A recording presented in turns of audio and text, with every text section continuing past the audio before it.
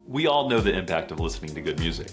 When you listen to junk, it affects your outlook on the day, your demeanor, and your thoughts. The same when you listen to positive music though. So we've created the best positive music streaming experience you can have with JRadio, which combines the music you and your family love with today's streaming standards. Unlike most streaming platforms these days, we believe that there should be a hands-on approach to music selection.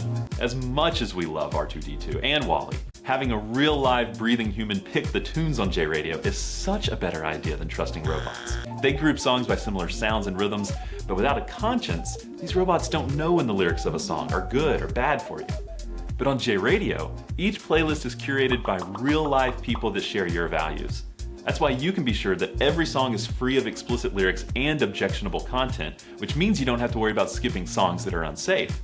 You get to choose how you listen to music. With a variety of playlists to choose from, you can navigate different genres and moods, skip the songs you don't want to hear, and listen on any of your devices. It's not just your grandma's Southern gospel, even though we do have that. JRadio's playlists feature the best Christian and positive music from all genres. We're talking hip-hop, rock, pop, EDM, worship, and more. Designed to fit whatever mood you're in.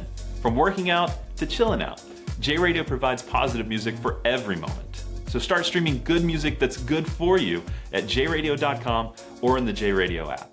And with us now is one of the brainchilds of JRadio. His name's Justin Wade. He's the president of Partners for Christian Media and its 4 ministries. He's worked, like most of us, in every role from part-time board operator through to music and program director, general manager, and more at PCM. And he now leads the team in strengthening their traditional media while gearing up for the future of digital media with a project like this called JRadio.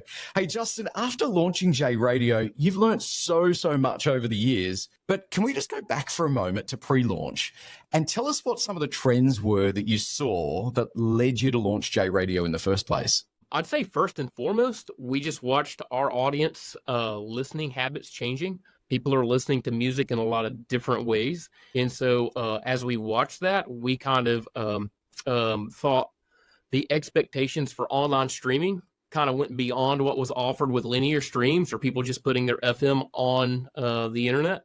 So that's one of the things. I'd say probably one of the other things was that a lot of the big music services, they seem to be missing something that Christian radio has been good at for a long time, which is personality, community, trust, because we didn't really feel like those things were included in the big music services. We felt like it left a big gap for Christian radio to come in and kind of fill in that space.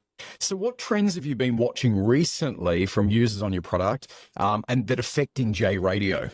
We've kind of watched this for a while, but the digital dashboard has been something that's been a specific interest to us. How people obviously use audio in the car is a big deal. So the digital dashboard has slowly kind of deprioritized FM radio in the car. Some of the dashes are even getting 5 or 6 touches to get to an FM station, even though wireless Android Auto and CarPlay are defaulting after you turn the car off. Even if you're listening to FM, turn the car off, pump gas, go back, turn the car on, it defaults back to a streaming service. So we've been really watching that and trying to make sure our service is really up to speed in the digital dashboard. So let's now talk about JRadio. You've got an innovative product that's serving you and your radio listeners really well. Give us one thing that can inspire or encourage us today on our digital transformation journey. I think one of the neat things about JRadio is it is really a product made by a mid-sized station in a mid-sized market. I think a lot of times we think the big networks or people in the top 10 markets get to do all the innovating, but really no matter what size your ministry is, we can innovate, we can think outside the box. And I think JRadio is a good example of a mid-sized station kind of thinking out of the box and innovating some.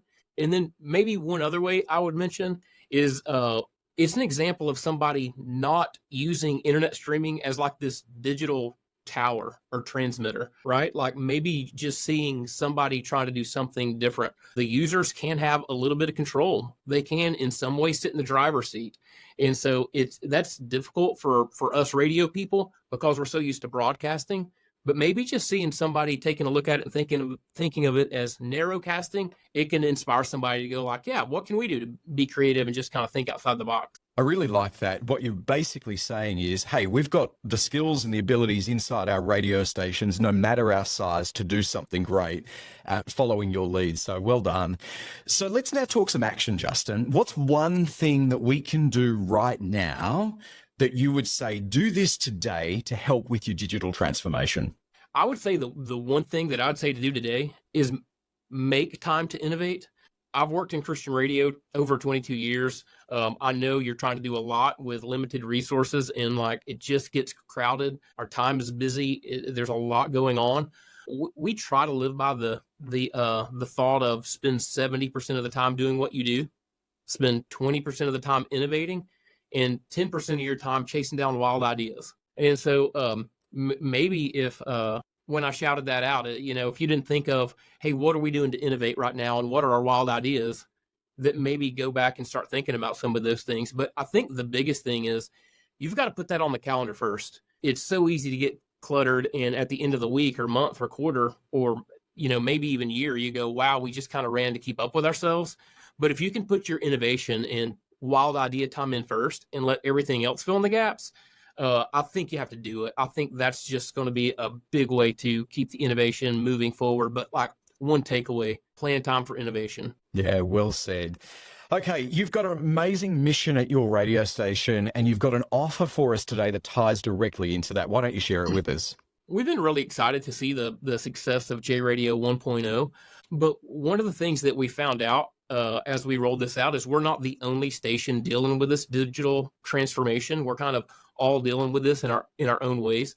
Right now, we're in the middle of a pretty deep research project with Jacobs Media and Mark Ramsey to really finalize the steps forward for JRadio 2.0. But we know that JRadio 2.0 is going to include a way to serve other Christian stations. We're not the only ones dealing with this. We're building this thing that can be used, customized, and by partnering stations to serve their audience. So if that's something that you think would be interesting for your station to at least consider, I'd love to connect with you and keep you in the loop as we kind of move down that path. Justin, thanks so much for joining us. Yeah, absolutely. Thanks, Jared.